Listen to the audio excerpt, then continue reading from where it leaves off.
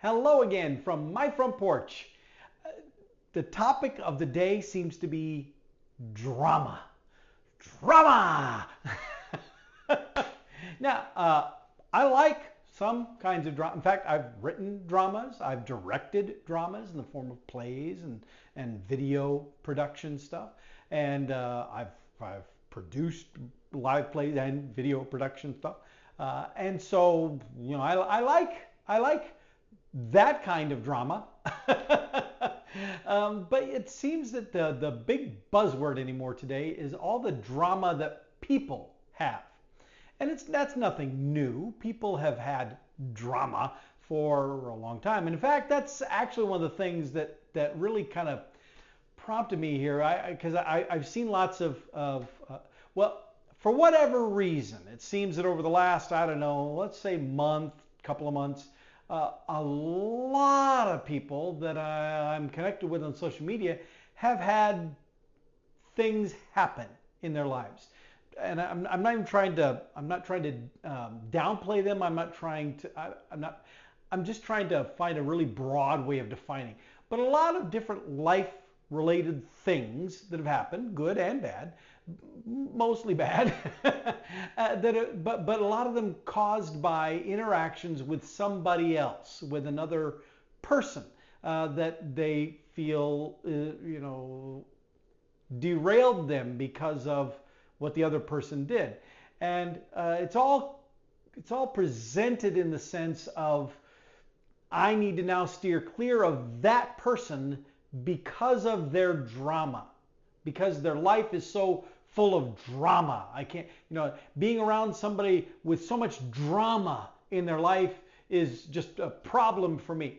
Now, first of all, I understand that there are some people that, it's like oil and water, and that there can be things that happen that cause you to go, okay, whoa, I need to protect myself.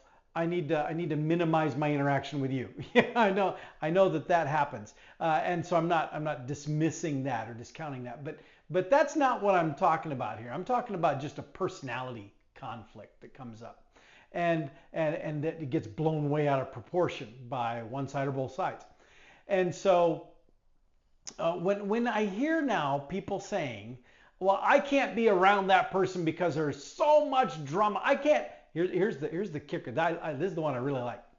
I can't stand being around people who have drama in their lives. That one always does floor me, because I got a news flash for you. Now, I hope you're sitting down. You're not here with me. Virtually, you're here with me on the swing on the front porch. But wherever you're at, I hope you're sitting down, because if you got a pulse, you got drama. Seriously, all of us have drama in our lives. It's not drama, it's life. It's the things going on in our lives. Now, sometimes those things are fantastic and we're like, woo! Other times things are and all stops in between. Just because something happens that you don't like, just because something happened to somebody else you don't like, doesn't mean that that's the time to pull away from them. Again, I recognize there are situations where, yeah, you do have to. But what I'm talking about is somebody in your circle has a bad thing happen. What I've seen a lot of are, breakups and personal relationship things that went sour, and then the complaints made about them very publicly and openly on social media. But that person has drama. And I'm going to say that I've experienced this even in the workplace, where there have been individuals who something happened in the workplace they didn't like, and they react to that. And their reaction is what triggers the response, the pullback response from everybody. And that is, this thing happened, I don't like it, and I'm going to obsess over that, and I'm going to pick it apart from every possible angle, and I am going to vent all of this to everybody because I'm miserable and I want everyone else to share my misery. The problem is other people don't want to share your misery, and so they pull back and they say, I can't handle that person because of their drama. Well, it's not what's going on in their life that's the drama. It's the reaction to it. And, I'm not a psychologist. I only play one on TV. But you don't have to be school trained in order to be able to figure out that, yes, there are people who are narcissistic who do that kind of stuff just for the attention. I know some of those people too. In fact, I'm related to I can think of at least one who is a little bit older than me. we won't go there. So there are people who have that drive for attention. But honestly, with as many of these things as I've seen exploding on social media lately, I'm inclined. I don't see these people, a lot of them at least, as narcissistic. What I see are cries for help. And it is a cry for attention in the sense of, I'm drowning. I am overwhelmed. I don't know what to do. I am flailing at everything. I need somebody to reach out and grab my hand and help me. But you see, then the problem comes up. The problem begins that, okay, because of all the flailing, because of all that, it deters others from wanting to get close. Because I don't want to get pulled into their drama. That's the standard thing. And so then you've got the person who is struggling to survive through whatever this is, that someone on the outside looks at critically or condescendingly, like, oh, can't believe they're that upset about. And I will confess, I am guilty of this myself. From some of the, again, I said I've seen a lot of things on social media, and there are a few of those that I sit back and I go, really? Again? This is happening to you again? You've not learned your lesson? This is the 57th time we've, and that can be frustrating. Honestly, it can, from the observer standpoint, from the friend looking on, because you don't want to see your friend suffering, and so you just wish they wouldn't do that anymore so they wouldn't suffer. Okay, you can wish it all you want, but here we are. They're there again. And so you got the person going, help, I need, and because people want to shy away from the drama, nobody reaches out that hand to say, okay, hold on, stop. Take a deep breath. You good? All right, now let's talk. That's really all it takes. And I'm not exalting myself like this great noble expert on this stuff, because I am guilty of avoiding some people's drama, at least, and not doing what I just said, perhaps as much as I should with certain individuals.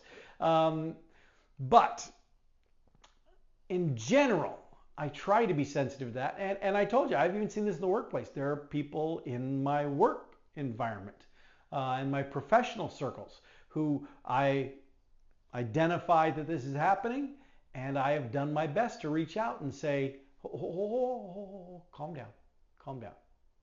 Or in some cases, that's not even the first step. The first step is, okay, unload, vent.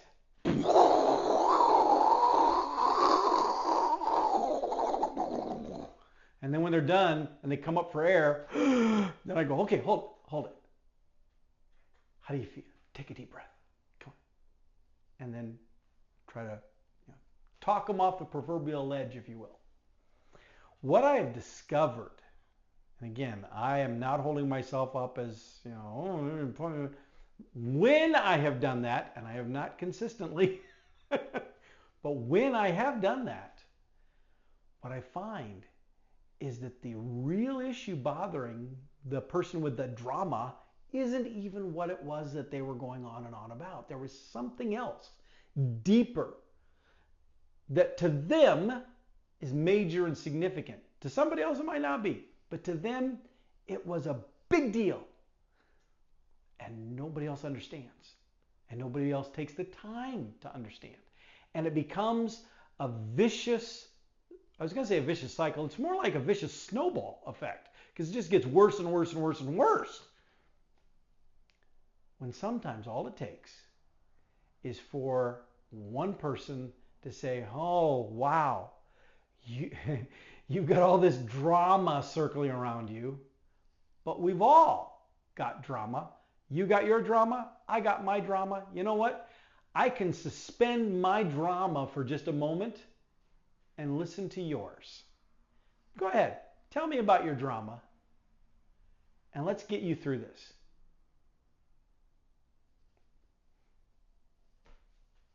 That's all it takes. Now, is that the magic solution for everybody? No, of course not. But the people that I have taken the time to do that with, and again, I am ashamed to say it's not enough. The people I have taken time to do that with, it usually works really well. It pays off really well. And it helps them and they feel better. And then, of course, there's all the kudos to, oh, Paul, you're so helpful. You're such a good listener.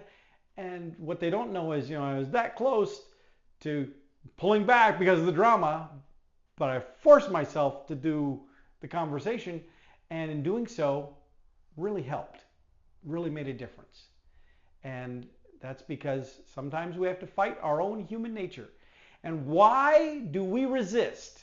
When we think somebody else has all that drama and we don't want to catch it, we don't want to catch it, we don't want to be sucked into it, it's because we have our own drama and we're wanting to focus on our own drama, not be distracted by somebody else's. Sometimes we selfishly want people to pay attention to my drama, not that person. That person's always got drama. I don't always have, but I have some drama right now. I need you. We just need to learn to support each other better. And no, I'm not talking about some kumbaya, let's go to a commune and hug each other all the time thing.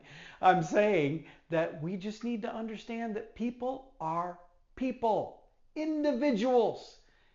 And you struggle with things. You carry burdens. You have baggage from life. Well, guess what? So does everybody else. And so when you encounter that person that just irritates you, frustrates you, oh, I can't handle their drama, stop and ask yourself why their drama has flared up as it has. Then consider what you would want people to do for you if that scenario happened to you. If something happened that caused your drama to flare up, how would you want people to respond?